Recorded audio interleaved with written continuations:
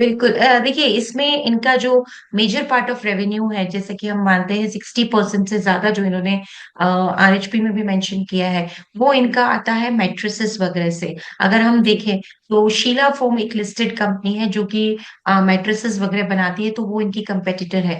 तो ये मेजरली इनका रेवेन्यू मैट्रेसेस से आता है।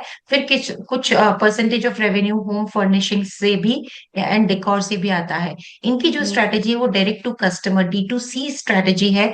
और वो स्ट्रेटेजी और ये ओमनी चैनल प्रेजेंस भी रखते हैं।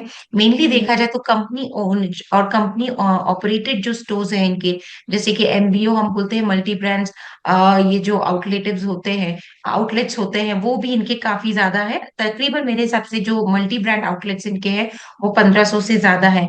तो अच्छे खासे MBOs हैं, इनके स्टोर्स हैं जिनके थ्रू ये सेल्स करते हैं। तो देखा जाए तो एक ही चीज मुझे लगी, क्योंकि कंपनी ने काफी इन्वेस्टमेंट्स किए हैं आने वाले टाइम के लिए, क्योंकि इनको और एक्सपेंशन करना था, MBOs बढ़ाने थे। इनका ये मानना है कि MBOs के थ्रू जो ये सेल्स करते हैं, यानी कि जो स्टोर्स के थ्रू ये सेल्स करते हैं, वो सेल्स ज्यादा होती है एज कंपेयर टू इनकी वेबसाइट के थ्रू। और शायद इसीलिए इनका पूरा फोकस था कि मोर एंड मोर कोकोस, जिसे हम बोलते हैं company owned and company operated, तो वो स्टोर्स इनका खोलने पे था। और उसी में इन्होंने काफी अच्छे खासे इन्वेस्टमेंट अपने इनिशियल ईयर में किए थे। इसलिए देखा जाए तो ये लॉसेस में भी रहे। लेकिन अब जो इन्होंने लेटेस्ट फाइनेंशियल्स दिए हैं, उसमें इन्होंने प्रॉफिटेबिलिटी शो की है।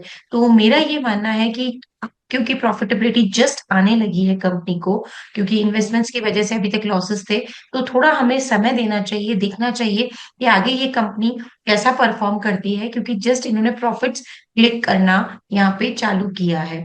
देखा जाए तो डेट फ्री कंपनी है, कंपनी में कोई डेट नहीं है। जो वर्किंग कैपिटल रेशियोज हैं वो भी काफी अच्छे हैं, इनके वर्किंग कैपिटल डेज भी काफी अच्छे हैं, कैश फ्लो भी, ऑपरेटिंग कैश फ्लो इनके पॉजिटिव हैं। तो उस तरह से तो फाइनेंशियल्स अच्छे हैं। लेकिन क्योंकि हम देख रहे हैं कि कुछ सालों से लॉसेस हैं और ये करंटली ही इन्होंने प्रॉफिट दिखाना चालू किया है, तो थोड़ा सा इसे समय देना चाहिए। तो यहाँ पे जो राय रहेगी वो ये रहेगी कि बहुत अगर सीमित लिस्टिंग गेन का इरादा रखते हैं तो इसमें लगाइए, या फिर लंबी अवधि के लिए लगाइए। क्योंकि मुझे ऐसा लगता है कि थोड़ा समय देना चाहिए इस IPO में, ये देखने के लिए कि आगे जाते हुए फाइनेंशियल्स किस तरह से टर्न अप होते हैं, और ये जो प्रॉफिटेबिलिटी इन्होंने दिखाना चालू की है, ये कंटिन्यूसली दिखाते हैं कि नहीं आने वाले क्वार्टर्स में। तो हमारी राय है, लंबी अवधि के लिए लगाइए, या फिर रिस्क ले सकते हैं तो छोटे मोटे लिस्टिंग गेन के लिए लगाइए।